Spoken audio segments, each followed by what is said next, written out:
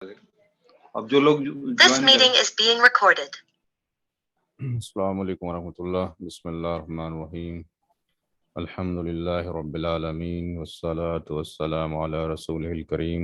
Rabbi इश्रह ली सदरी व यस्सिर ली अमरी वहलुल उक़दतम मिन लिसानी यफ़क़हू क़ौली। लास्ट लेक्चर में हमने डिस्कशन किया था क्वेश्चन नंबर 3 के बारे में। जो वर्कशीट है हमारी उसी के अकॉर्डिंग ही चलेंगे। वर्कशीट में क्वेश्चन नंबर जो 4 है उसको कंसीडर करते हैं। जिन लोगों के पास कॉपी पेन है वो हाथ के हाथ नोट करते रहेंगे तो इंशाल्लाह ये 30 घंटे का कोर्स है, सारे लोगों को इंशाल्लाह आ जाएगा। क्वेश्चन नंबर जो 4 है उसमें हस्बैंड है, एक बेटा है और एक बेटी है। तो डिस्ट्रीब्यूशन जो प्रोसेस है वो इन 3 लोगों के बीच में करना है।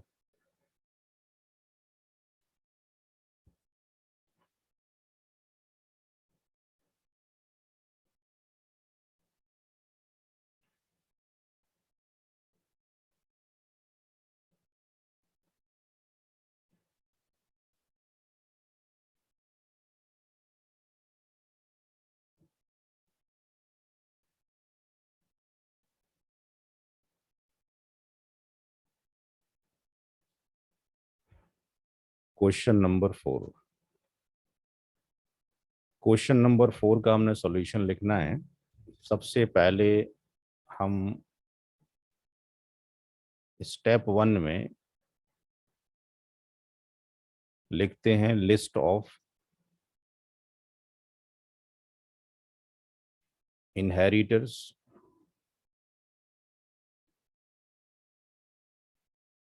And their shares. वारिसीन कौन है और उनके क्या हिस्से हैं। तो क्वेश्चन ये कहता है कि उसमें एक हस्बैंड का जिक्र है, तो हस्बैंड को क्वेश्चन के अकॉर्डिंग हम उसमें शॉर्टकट लिखेंगे ताकि आसानी हो। हस्बैंड का हम एच ले लेंगे और सन को और डॉटर को हम बाद में एस और डी में टर्मिनेट कर देंगे। तो अभी तो हम पूरा पूरा लिखेंगे यहाँ पे, क्योंकि अभी अब इनिशियल फेज में हम लोग हस्बैंड, सन और डॉटर। सूरह निसा की आयत नंबर 11, 12 और 176 सारा इसी के अंदर मौजूद है। मैंने आज पीडीएफ भी भेजा था, जिन लोगों ने उसको पढ़ लिया होगा उनको समझने में आसानी होगी। जो हिस्से कुरान करीम में फिक्स्ड हैं वो शरीयत की लैंग्वेज में तो उसको ज़बुल फरूज बोलते हैं, बट कोर्ट की लैंग्वेज में उसको शेयरर या आपके पास फिक्स शेयर या कुरानिक हायर बोलते हैं। तो इसको हम ZF से डिनोट करेंगे। ZF का मतलब है ज़बुल फरूज। जो किताबें मैंने भेजी हैं ऑलरेडी हिंदी में, इंग्लिश में, उर्दू में, उसमें टर्मिनोलॉजी लिखी हुई है। तो ज़बुल फरूज वो लोग हैं जिनके हिस्से कुरान करीम में आपके पास फिक्स्ड हैं। तो हस्बैंड का औलाद की मौजूदगी में जो हिस्सा है वो 1/4 है, और औलाद ना हो वो हस्बैंड का हिस्सा कितना है, 1/2 है। जब कभी भी बेटा या बेटी, पोता या पोती, सगा बहन और सगा सगा भाई और सगी बहन, और पैटर्नल यानी आपके पास पितरी भाई और पितरी बहन, सन और डॉटर, ग्रैंडसन और grand daughter, paternal brother, paternal sister, maternal brother, maternal sister, जब भी एक 4 कॉम्बिनेशन एग्जिस्ट करेंगे, इनकी जो कैटेगरी लाई करती है उस कैटेगरी को बोलते हैं हस्बा बी गैरी ही। बेटी जो है ज़बुल फरूज होती है हमेशा जब वो अकेली होती है। जब वो अकेली होती है तो उसका फिक्स है, अगर ये सन ना होता यहाँ पे और बेटी अकेली होती तो उसका हिस्सा 1/2 होता है। लेकिन जब वो सन के साथ में मिल जाती है तो इन दोनों को कंबाइन जो मिलता है वो आर मिलता है ज़बुल फरूज को बांटने के बाद। तो स्टेप नंबर टू में total share of ZF calculate किया जाता है। टोटल शेयर ऑफ ZF यानी जबल फरूज के कुल हिस्से। तो यहाँ पे कुल हिस्सों में हमारे पास केवल हस्बैंड ही मौजूद है। अगर मल्टीपल लोग होते तो उनको ऐड कर लिया जाता। तो यहाँ पर केवल हस्बैंड में, जबल फरूज में केवल हस्बैंड ही मौजूद है। तो 1/4 किसको दे दिया गया? शौहर को दे दिया गया। स्टेप नंबर 3 में निकाला जाता है शेयर ऑफ असबा बी गैरी, यानी बेटा और बेटी या पोता या पोती होते तो बेटा और बेटी का हिस्सा। तो यहाँ पर इसके पहले स्टेप में हम लिखेंगे शेयर लेफ्ट फॉर, बचा है किसके लिए? सन एंड डॉटर के लिए। तो सन और डॉटर के लिए कितना हिस्सा बचा है उसको हम मान के चलेंगे R, that is R. R बराबर होगा पूरी प्रॉपर्टी, जिसको मैथमेटिकल लैंग्वेज में हम लेंगे फ्रैक्शनल का जो चैप्टर होता है 9th क्लास में या 6th क्लास में एनसीईआरटी किताब में, whole minus total share of ZF। Total share of ZF। तो अगर हम इस वैल्यू को 1 - 1/4 जो ZF का है उसको रखते हैं और सिंपलीफाई करते हैं, तो नीचे ये 4 आ जाएगा और ये 4 - 1 आ जाएगा, यानी 3/4 बचा। 1/4 हस्बैंड को देने के बाद बेटा और बेटी के लिए 3/4 हिस्सा बचता है। यहाँ तक कोई किसी को प्रॉब्लम समझने में? आगे प्रोसीड करूँ? स्टेप नंबर 1, 2, 3 में किसी को कोई प्रॉब्लम? सब पहली कैटेगरी के अंदर हमने क्या करना है? सबसे पहले कैटेगराइज करना है जो भी वारिसीन है कि वो कौन सी कैटेगरी में आता है। क्या वो उस कैटेगरी में आता है जिसका डिस्कशन जो है यूसी कमुल्लाह के अंदर है, जिसके हिस्से अल्लाह ताला ने फिक्स कर दिए हैं, या उनको देने के बाद जो बचता है उसमें आता है? तो हस्बैंड जो है उस कैटेगरी में आता है, इसका हिस्सा फिक्स्ड है। बेटा और बेटी जब एक साथ हो जाते हैं तो ज़ुबल फ्रूज को बांटने के बाद दूसरे नंबर पर उनको मिलता है रेसिड्यू या rest of the amount R. Husband को 1/4 देने के बाद स्टेप नंबर 3 में ये कैलकुलेट किया गया शेयर ऑफ असबा बिगैरी के अंदर, share left for son and daughter. बेटे और बेटी के लिए बचा हुआ कितना हिस्सा है? तो पूरी प्रॉपर्टी चाहे आपके पास 1,000 रुपये की हो या 1 करोड़ रुपए की हो, उसकी जो भी आपके पास उसकी तरका बचा है, उसमें से हम क्या करेंगे 1/4 को अगर माइनस करते हैं तो 3/4 किसके लिए बच गया? बेटा और बेटी के लिए। अब 3/4 बेटा और बेटी में कैसे तकसीम होगा? स्टेप नंबर 3 का part B.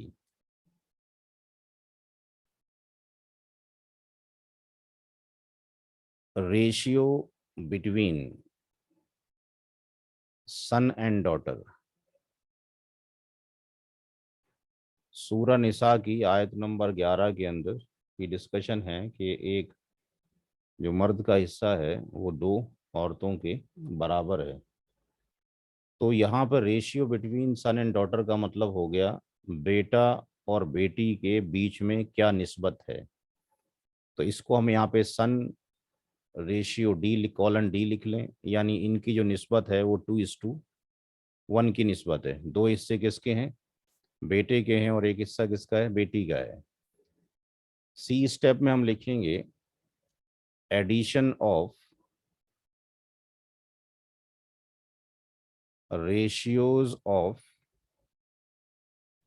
son and daughter, यानी बेटे और बेटी की निस्बतों का जोड़ S+D equal to 2+1 equal to 3।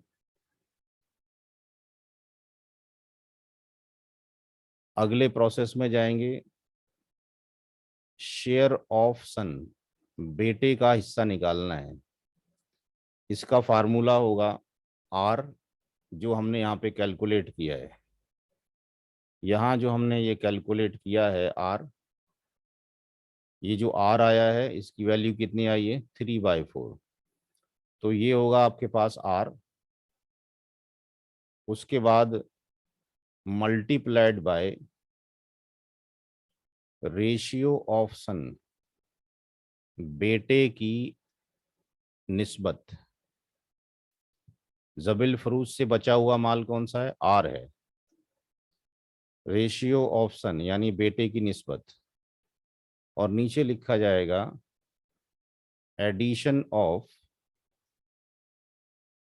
Ratios of, S का मतलब सन और डी का मतलब डॉटर। अब इस फार्मूले में उन वैल्यूज को पुट कर दीजिए। 3/4 जो माल बचा है वो जबल फरूज यानी शोहर को देने के बाद बचा है। 3/4 यहाँ रख दीजिए। बेटे की जो रेशियो है वो कितनी है, 2 है। बेटे का जो रेशियो है वो कितना है, 2 है। निस्बत बेटे की कितनी है, 2 है। तो यहाँ पे आप 2 रख दीजिए। और जो निस्बतों का जोड़ आया है दोनों की, वो जोड़ कितना आया, 3 आया है। इस 3 वाली वैल्यू को आप यहाँ रख दीजिए। अब इसको आप सिंप्लीफाई कर लीजिए। 3 से 3 कैंसिल हो जाएगा, और इससे ये 2 टाइम्स चला जाएगा, तो इसकी वैल्यू कितनी आ गई, 1/2 आ गई।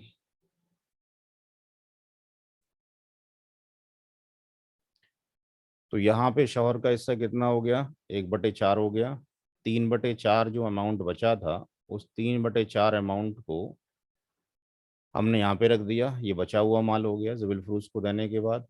रेशियो ऑफ सन 2 है, निस्बतों का जो जोड़ है वो 3 है। तो यहाँ पर जो वैल्यू आई थी 3/4, उसको वहाँ पे रखने के बाद हमने उसको सिंप्लीफाई कर लिया। तो शेयर ऑफ जो सन आया वो 1/2 आया। अब इसी तरीके से ई स्टेप में निकालेंगे share of daughter.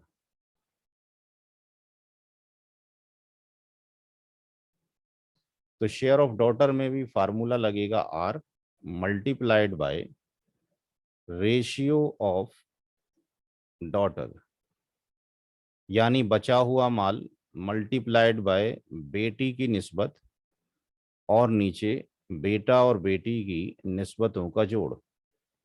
Addition of ratios of son and daughter. बचा हुआ जो माल है हमारे पास वो 3/4 है शौहर को देने के बाद। बेटी की जो निस्बत है वो 1 है, और निस्बतों का जोड़ 3 है। तो यहाँ पे आप 1 लिखेंगे और यहाँ पे 3 लिखेंगे। 3 से 3 कैंसिल हो जाएगा, और ये वैल्यू कितनी आ जाएगी, 1/4 आ जाएगी।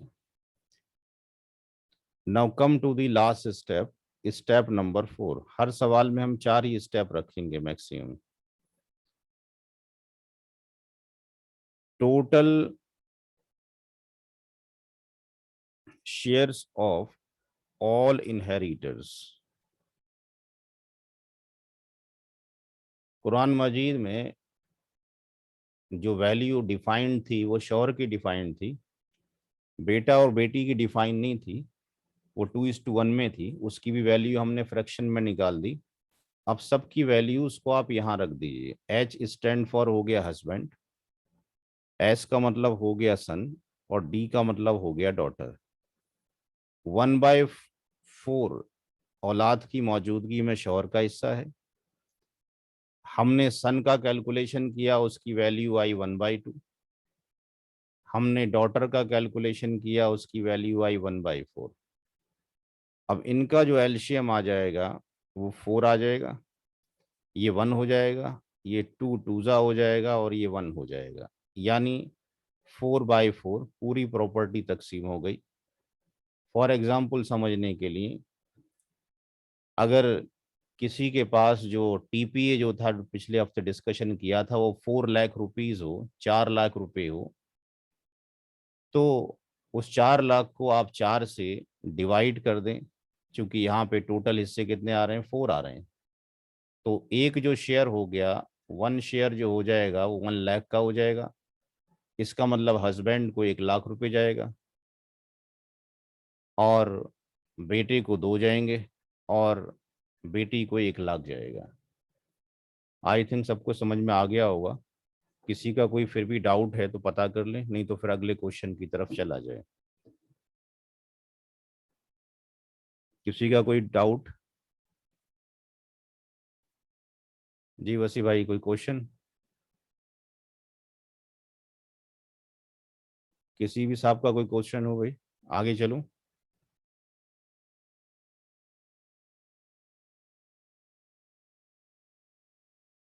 किसी की आवाज़ नहीं आ रही है मुझे, मेरी आवाज़ पहुंच रही है सबको?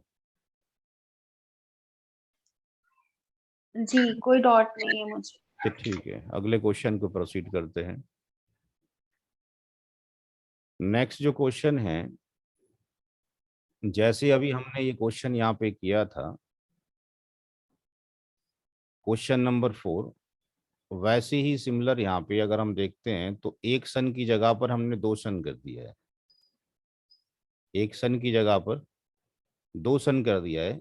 जो प्रोसीजर हमने लिखा है उसी सेम प्रोसीजर को अप्लाई करें, और इस क्वेश्चन को ट्राई करें सेम पैटर्न के ऊपर होमवर्क के तौर पे। आपने कुछ नहीं करना है, वैल्यूज को चेंज करना है।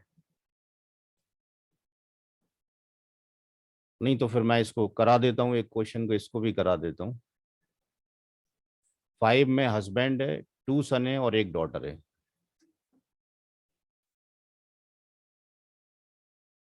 Question number 5।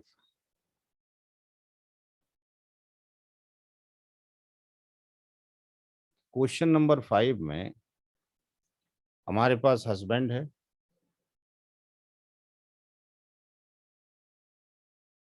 2 सन है और 1 डॉटर है।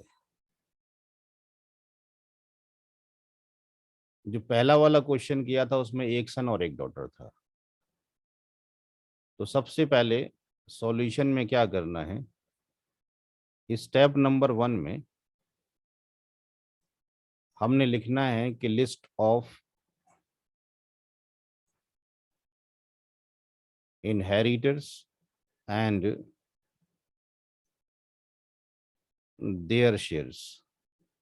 वारिसीन कौन कौन हैं, किस कैटेगरी में लाई करते हैं, और उनके हिस्से कितने हैं। तो ये हस्बैंड, 2 सन्स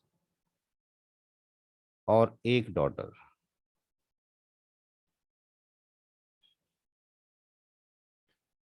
तो जैसे कि बताया है कि हस्बैंड का हिस्सा औलाद की मौजूदगी में कुरान करीम में फिक्स्ड है, उसको 1/4 मिलेगा। और जो बेटा और बेटी हैं वो, उनकी कैटेगरी आती है असबा बिगैरी, और कोर्ट की लैंग्वेज में इनको रेसिडुअरी कहा जाता है या सेकेंडरी हायर कहा जाता है। इनको तब मिलता है जब प्राइमरी हायर्स को डिस्ट्रीब्यूट कर दिया जाता है। तो प्राइमरी हायर्स में हस्बैंड आ गया, सेकेंडरी हायर में ये बेटा और बेटी आ गए, इनको क्या मिलेगा, आर मिलेगा, बचा हुआ अमाउंट में से डिस्ट्रीब्यूशन होगा। स्टेप नंबर 2 में total share of Z F, जबुल फ्रूज के कुल हिस्से। तो उसमें हमारे पास पिछले क्वेश्चन में भी केवल हस्बैंड ही था, इंशाल्लाह अगले वाले क्वेश्चन में कई लोग आएंगे।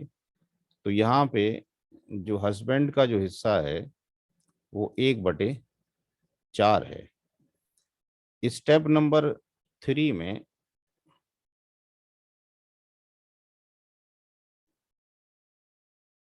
शेयर ऑफ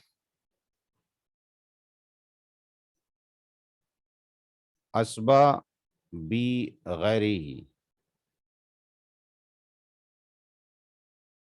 तो यहाँ पे पहला स्टेप लिखेंगे शेयर लेफ्ट फॉर, बचा है 2 सन्स के लिए एंड 1 डॉटर के लिए। वो क्या वैल्यू बची है, आर। तो फार्मूला बताया गया था, टोटल जो भी स्टेट है उसमें से, पूरी प्रॉपर्टी में से, टोटल पूरे तरके में से total share of ZF minus कर दें तो ये वैल्यू भी 1 माइनस 1/4, यानी ये 4 आई, 4 माइनस 1 यानी 3/4 आ गई। अब ये 3/4 पिछले सवाल में एक बेटा और एक बेटी में तकसीम हुआ था, यहाँ पे 2 बेटे और एक बेटी में तकसीम होगा। तो इसका जो बी पार्ट है,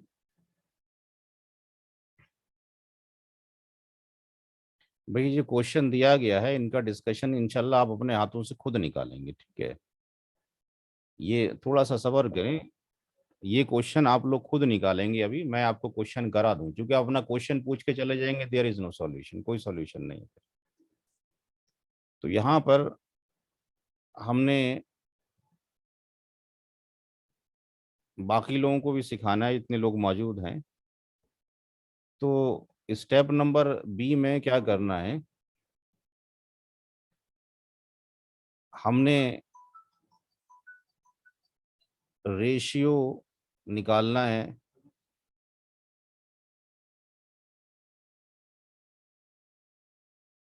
2 सन्स में और एक डॉटर में।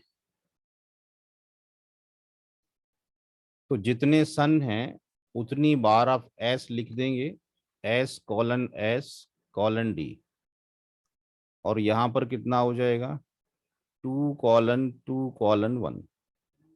हर बेटे को 2 हिस्से और बेटी को 1 हिस्सा। तीसरे स्टेप में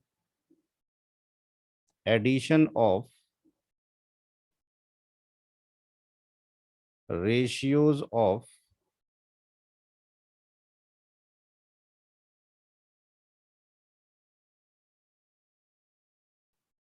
टू सन्स एंड 1 डॉटर।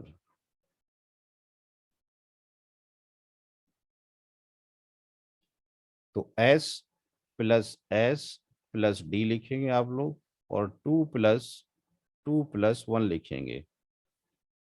तो ये आपके पास 4 और ये आ जाएगा आपके पास 5। तो इसका मतलब ये हो गया कि 3/4 के टोटल कितने हिस्से होंगे, 5 हिस्से होंगे। Now come to the step number D, share of each son, हर सन का कितना हिस्सा होगा। बचा हुआ माल आर है, रेशियो ऑफ सन, बेटे की निस्बत,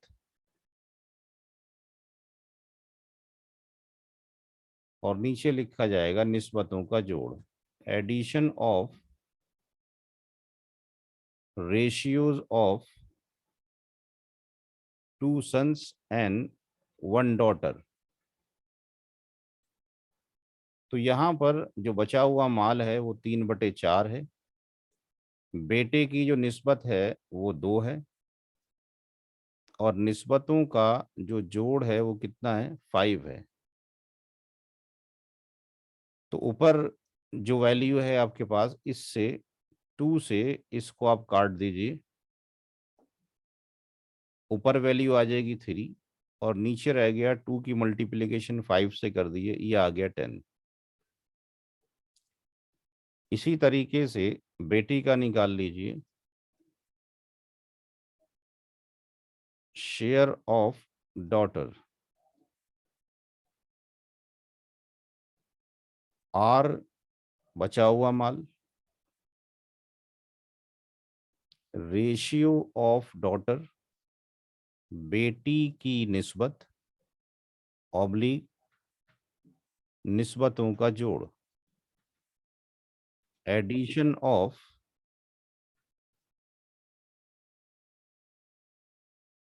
ratios of 2 sons and 1 daughter, बेटे और बेटियों की निस्बतों का जोड़। तो हमारे पास जो बचा हुआ माल था वो माल 3/4 था हस्बैंड को देने के बाद। बेटी की जो निस्बत है वो 1 है और निस्बतों का जोड़ 5 है। तो ये वैल्यू 3 बाई कितना हो गया, 20 हो गया। अब सारी वैल्यू निकल चुकी हैं। स्टेप नंबर 4 में total shares of all inheritors, सारी ही वारिसीन के टोटल हिस्से कितने बनेंगे और फिर उसमें इंडिविजुअल देख लिए जाएंगे। तो हस्बैंड प्लस 1 सन प्लस दूसरा सन प्लस डॉटर। हस्बैंड को 1/4 दे दिया गया। हर एक बेटे का हिस्सा 3/10 है। 3/10, 3/10 और बेटी का हिस्सा 3/20 है। तो इसका जो एलसीएम आ जाएगा वो 20 आ जाएगा। ये 5 आ जाएगा, 4×5 = 20 और ये 10 दूनी 20 और 2 तिया 6, ये 6 आ जाएगा और ये भी 6 आ जाएगा और ये 3 आ जाएगा। तो 6 6 12 3 15 और ये आपके पास 20/20 हो गया। तो पूरी जो प्रॉपर्टी होगी उसके कितने हिस्से होंगे, 20 हिस्से किए जाएंगे। उसमें से 5 हिस्से शौहर को चले जाएंगे, 6 एक बेटे को, 6 दूसरे बेटे को, 3 बेटी को। 20 लाख की अगर प्रॉपर्टी है, मालियत है, तो 5 लाख का मालिक शौहर होगा, 6 लाख के मालिक बेटे होंगे और बेटी 3 लाख की मालिक होगी। एक क्वेश्चन और ले सकते हैं। अभी अभी 9:40 हुए हैं। अगला जो क्वेश्चन है उसके अंदर माँ है, बाप है, बीवी है और 2 भाई हैं। Mother, father, wife, 2 brother.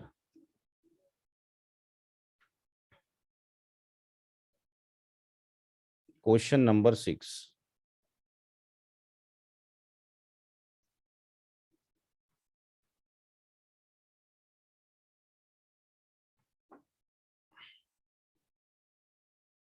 Mother, father, wife.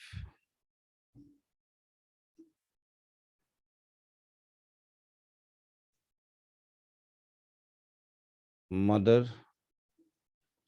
Father, wife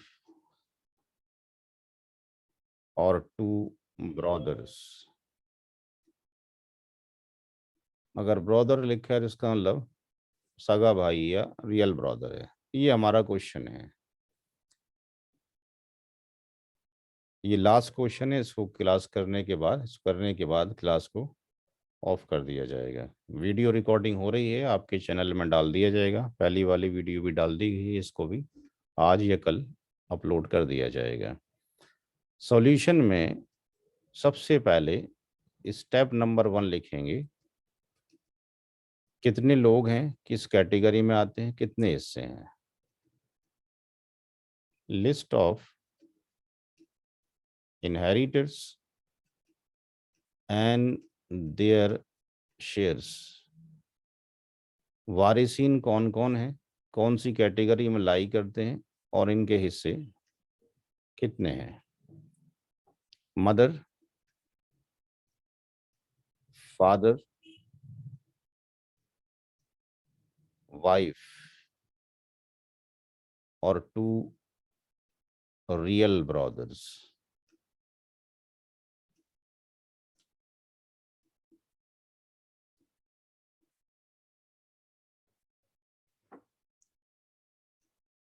माँ का जो हिस्सा है,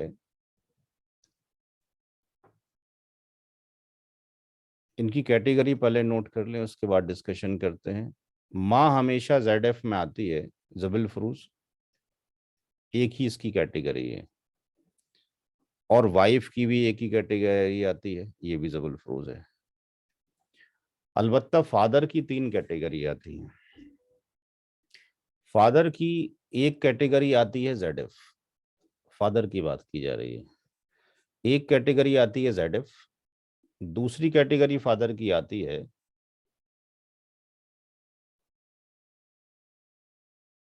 असबा बी नफसी ही, और तीसरी कैटेगरी आती है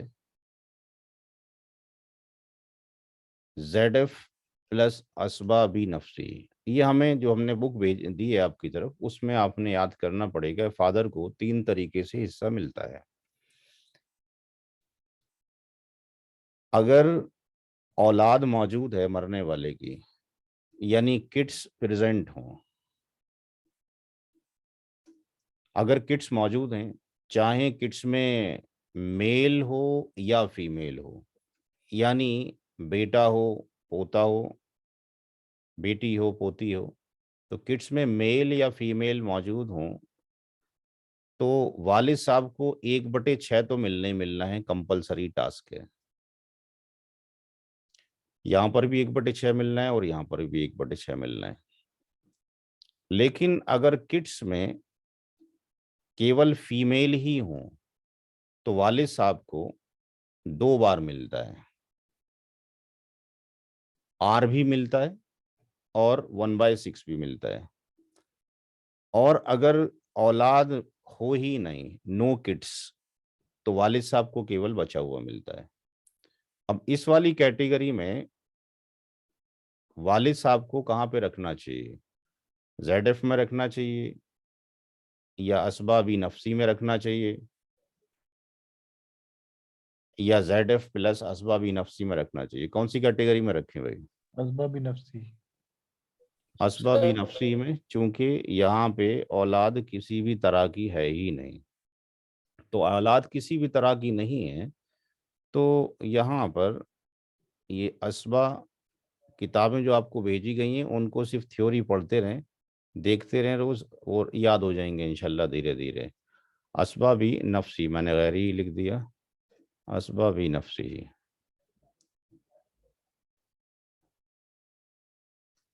अब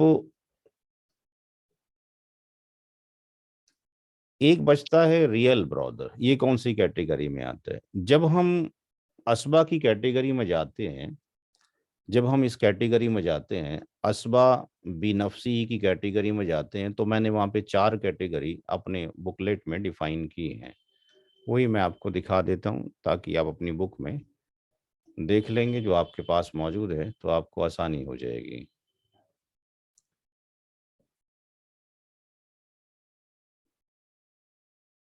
ये वाली किताब भी सबके पास है और उर्दू वाली भी पास में होगी है, दोनों में ही आपके पास इसका डिस्कशन है असबाबी नफसी का। तो यहाँ पे अगर हम जाते हैं तो ये रहा पेज, ये 4 कैटेगरी मौजूद हैं। हमारे सवाल में जो दिया गया है उसमें वालिद साहब मौजूद हैं, फादर मौजूद हैं F, और ब्रदर मौजूद हैं। फादर कौन सी कैटेगरी में आ रहे हैं? फादर कौन सी कैटेगरी में आते हैं? कैटेगरी नंबर असबाबी नफसी के अंदर ब्रदर भी है, ये भी असबाबी नफसी है, ये भी असबाबी नफसी के अंदर आता है, और वालिद साहब भी असबाबी नफसी के अंदर आते हैं। लेकिन वालिद साहब की कैटेगरी कौन सी है? वालिद साहब किस में आते हैं? कैटेगरी नंबर 2 के अंदर आते हैं। वालिद साहब कैटेगरी नंबर 2 के अंदर आते हैं। और ब्रदर कौन सी कैटेगरी में आते हैं? ये कैटेगरी नंबर 3 में आते हैं। तो कौन ज्यादा क्लोजेस्ट हुआ? बेटा यहाँ पर मौजूद नहीं है। बेटा पहली कैटेगरी में है, बेटा पोता परपोता ये पहली कैटेगरी में आते हैं। बाप दादा परदादा दूसरी कैटेगरी में आते हैं। तीसरी कैटेगरी में भाई और भाई की औलाद, और चौथी कैटेगरी में चचा और चचा की औलाद। तो यहाँ पर वालिद साहब के होते हुए सगे भाई को कुछ भी हिस्सा नहीं जाएगा। तो ये असबा बिनफसी तो है, बट इसका कोई शेयर नहीं है due to father, no share इसका। यहाँ पे है हाँ जी तो एक मेरा क्वेश्चन ये है जी। कि वो पिछले वाले स्लाइड में जाएंगे उसमें बुक में, तो अच्छा, जो हायर कैटेगरी है एक मिनट में जाता वो हूँ। एक मिनट रुके जी। मतलब हायर कैटेगरी जो जैसे कैटेगरी 1 की मौजूदगी में नीचे के कैटेगरी के किसी को भी कुछ नहीं मिलेगा। कुछ भी नहीं मिलेगा, ये कुछ भी नहीं मिलेगा। अगर कैटेगरी 2 है तो कैटेगरी 3 4 को नहीं मिलेगा, कैटेगरी 3 जी है तो 4 को सब कुछ नहीं जी मिलेगा, जी, ये है ना? बिल्कुल बिल्कुल दुरुस्त है जी। ठीक है ठीक है ठीक है। आ जाएगा इंशाल्लाह, 30 घंटे लगाएं, इंशाल्लाह सब कुछ आ जाएगा आपको। तो no share due to father, वालिद साहब की मौजूदगी में इनको नहीं जाएगा। अगर ये वालिद साहब अभी नहीं होते तो फिर रियल ब्रदर इनको मिल जाता। अच्छा, अब यहाँ पर ये होता है कि वालिद साहब तो लेकर जाएंगे बचा हुआ आर।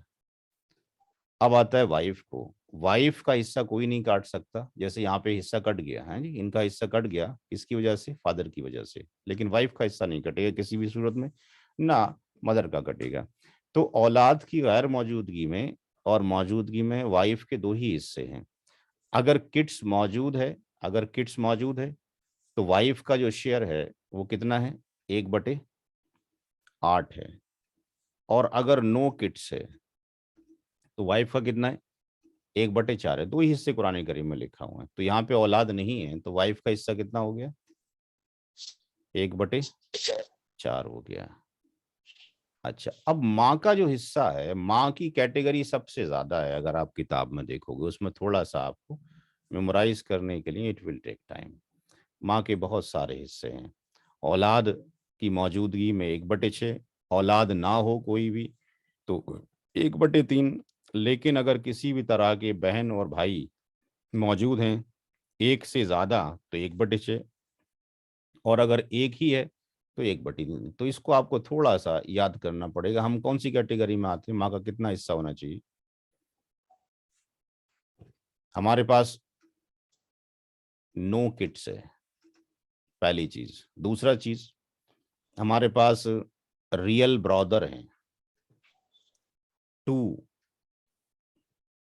कौन सी कैटेगरी में लाई कर रहे हैं, कितना मिलना चाहिए माँ को हिस्सा। जी भाई, किड्स है नहीं, ये मिलेगा नहीं, ये भी नहीं मिलेगा। नो किड्स बट 2 और more real brother and sister present. तो यहां पर हमारे पास किसी भी तरह के अगर बहन या भाई मौजूद हैं, 2 या 2 से ज्यादा, माँ का जो हिस्सा है मदर का वो 1/3 होता है वैसे तो, अगर हम कुरान शरीफ में देखें जाके तो। लेकिन अगर औलाद आ जाती है, ये कब होता है, जब नो किड्स, कोई किड्स नहीं है। लेकिन अगर आपके पास औलाद आ जाती है, किड्स मौजूद हो, चाहे वो एक ही बेटा हो, एक ही बेटी हो, चाहे वो एक ही पोता हो, एक ही पोती हो या परपोती हो, तो माँ का हिस्सा 1/6 हो जाता है। अब अगर औलाद नहीं है लेकिन किसी भी तरह के बहन भाई मौजूद हैं, नो किड्स, कोई औलाद नहीं है लेकिन एक रियल ब्रदर है, या एक रियल सिस्टर है, या एक पैटर्नल सिस्टर है, या एक पैटर्नल ब्रदर है, या एक मैटरनल ब्रदर है, या एक मैटरनल सिस्टर है। अगर ये एक ही एक हों सारे, तो भी माँ का हिस्सा कितना है, 1/3 है। नो किड्स, औलाद नहीं है बट एक ही ब्रदर है, एक ही सिस्टर है, किसी भी तरह का, क्योंकि 3 तरह के हमारे पास भाई बहन हैं। एक होते हैं रियल, एक होते हैं paternal, P stand for paternal, और एक होते हैं एम यानी मैटरनल, माँ शरीक बाप शरीक, और ये आपके पास हकीकी। इनमें से अगर कोई एक ही हो तो माँ का हिस्सा 1/3 है। लेकिन अगर औलाद नहीं है, नो किड्स, औलाद नहीं है बट 2 ब्रदर हो जाएं या 2 सिस्टर हो जाएं किसी भी तरह के, चाहे रियल हो, पैटर्नल हो, मैटरनल हो, तो माँ का हिस्सा फिर 1/3 से हट के कितना चला जाता है, 1/6 हो जाता है। तो यहां पर माँ का हिस्सा कितना आएगा, 1/6।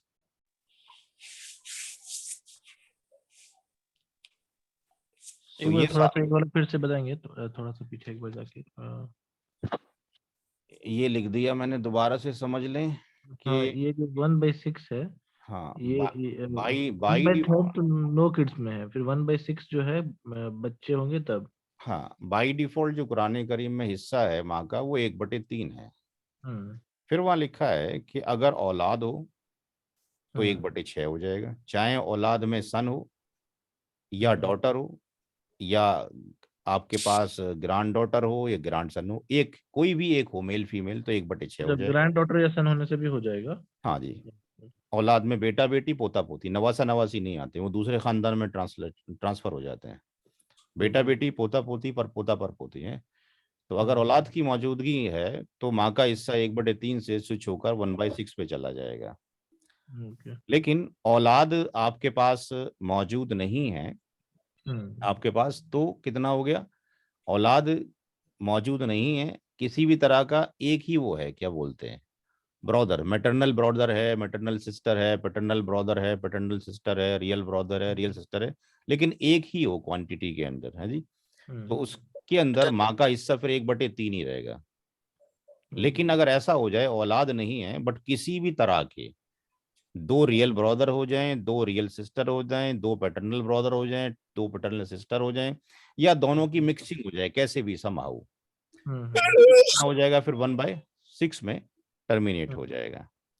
तो ये जो मैथमेटिक्स है ये धीरे धीरे इंशाल्लाह आ जाएगा। तो स्टेप नंबर 1 हो गया। इसी सवाल को करके इंशाल्लाह खत्म कर देंगे, इसको सॉल्यूशन कर लेते हैं। हम्म। अगर आप लोग परमिशन दें तो चूंकि 10 बजने में 4 मिनट है, सॉल्यूशन कर लिया जाए। वे सारे लोग एग्री हैं, किया जाए, अगले हफ्ते जी छोड़ा जी जाए। बिल्कुल श्योर। नहीं करी गई है। चलिए जी जी थोड़ा एक्सटेंड हो तो प्रॉब्लम नहीं है। जी कर लें। जी जी बिल्कुल। अच्छा ठीक है, 10 मिनट में इंशाल्लाह हो जाएगा। तो स्टेप नंबर 2 में सबसे पहला पार्ट वही कि टोटल शेयर ऑफ ZF, इसमें थोड़ा सा इंटरेस्ट आएगा। Total share of ZF, जबुल Farooz के कुल हिस्से। अब जबुल फरूज यहाँ पे कितने लोग मौजूद हैं, किन के आगे ZF लिखा हुआ है? एक तो माँ के आगे, माँ को M लिख दीजिए और वाइफ को W लिख दीजिए। तो 1/4, 1/6 माँ का और 1/4 वाइफ का। इनका एल्शियम कितना आ जाएगा? 12 आ जाएगा। 6 दूनी 12 हो जाएगा और 4 तिया 12 हो जाएगा। कितना आ गया? 5/12 आ गया।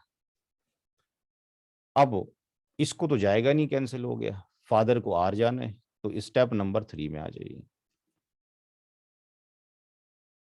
स्टेप नंबर 3 में आ जाइए। शेयर ऑफ असबा बी नफसी ही।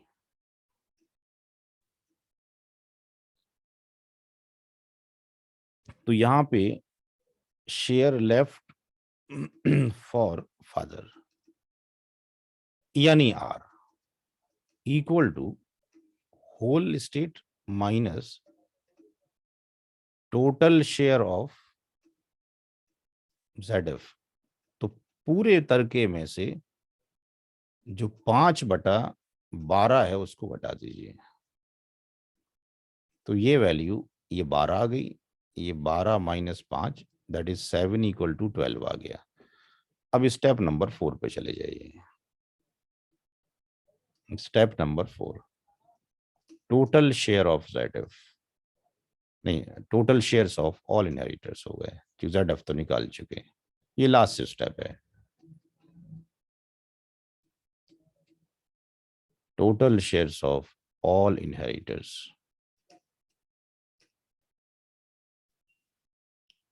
तो हमारे पास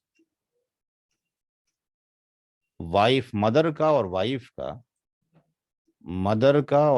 का पहले से मौजूद है।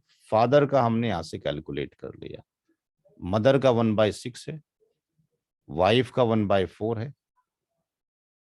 और यहां पर ये 7/12 है।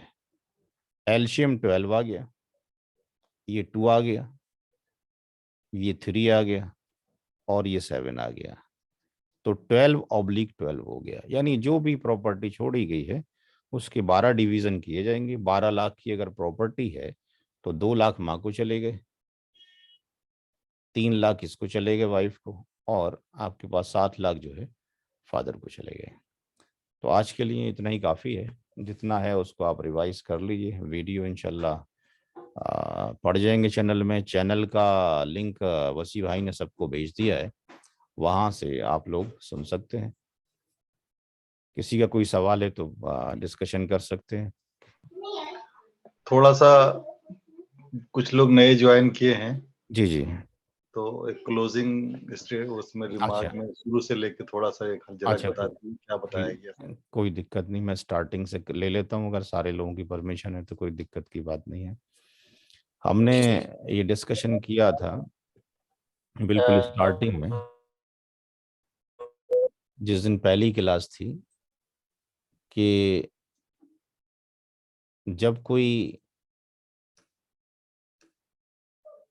शख्स मर जाता है तो वो अपने पीछे ये 4 रेस्पॉन्सिबिलिटी हमें दे के जाता है, जिसको निभाना हम लोगों की ड्यूटी है।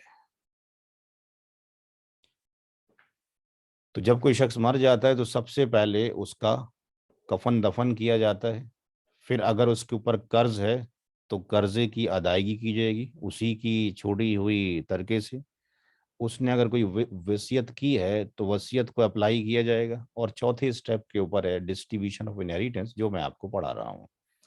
तो हमने ये डिस्कशन किया था लास्ट टाइम पे कि अगर किसी शख्स को ये मान लेते हैं कि उसका जो टोटल प्रॉपर्टी अमाउंट है दैट इज टीपीए, वो 1 लाख अगर रुपए हो, 1 लाख रुपीज हो उसका अमाउंट, और उसके कफन दफन पर कुछ अमाउंट खर्च किया गया हो, कुछ उसके ऊपर कर्ज हो, कुछ विल हो, तो इसका जो कैलकुलेशन हमने लिया था वो उसी ही स्लाइड पर ले लेते हैं, जो कि ऑलरेडी डिस्कशन हो चुका है। क्योंकि लिखने में वक्त लग सकता है तो हम उसी को डिस्कशन कर लेते हैं यहाँ पे। कि यहाँ पे हमने डिस्कशन ये किया था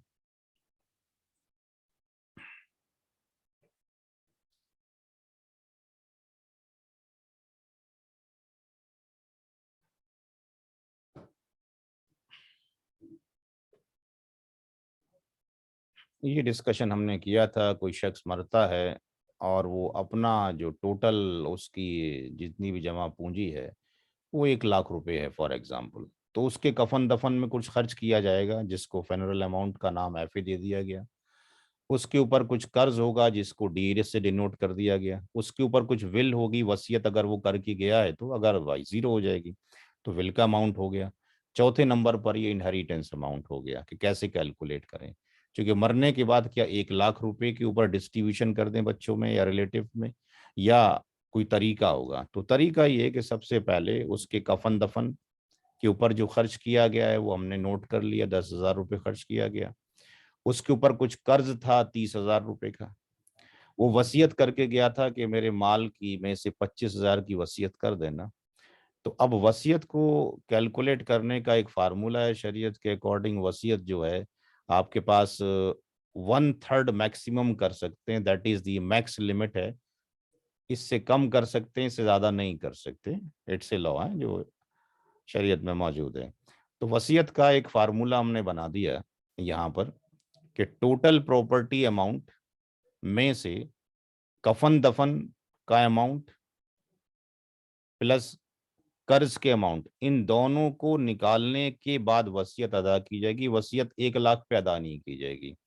वसीयत जो एप्लीकेबल है वो एप्लीकेबल है टोटल प्रॉपर्टी में से पहले कफन दफन का खर्च निकाल दो और उसके ऊपर जो कर्ज है उसको निकाल दिया जाए इफ एग्जिस्ट। तो यहाँ पर 10,000 रुपये कफन दफन पे खर्च किया गया था और 30,000 रुपये उसके ऊपर कर्ज था फॉर एग्जाम्पल समझने के लिए। तो 10,000 और 30,000 मिलाकर टोटल अमाउंट नेट 40,000 हो गया। तो मरने वाले ने जो 1 लाख रुपए छोड़ा उसमें से 40,000 का अमाउंट अगर डिडक्ट किया जाता है तो 60,000 रुपये बचता है। अब उसको 3 से डिवाइड कर दीजिए, क्योंकि वसीयत जो एप्लीकेबल होगी वो कफन दफन और कर्ज के अमाउंट को माइनस करने के बाद जो बचेगा उसका 1/3 होगा। यानी वसीयत 20,000 की जा सकती है। अगर कोई शख्स 25,000 की वसीयत करके गया था तो शरीयत की रोशनी में उसको रिडक्शन करके हम उसको 1/3 पर ले आएंगे, 1/3 पे, यानी 20,000 की उसकी वसीयत बन सकती है।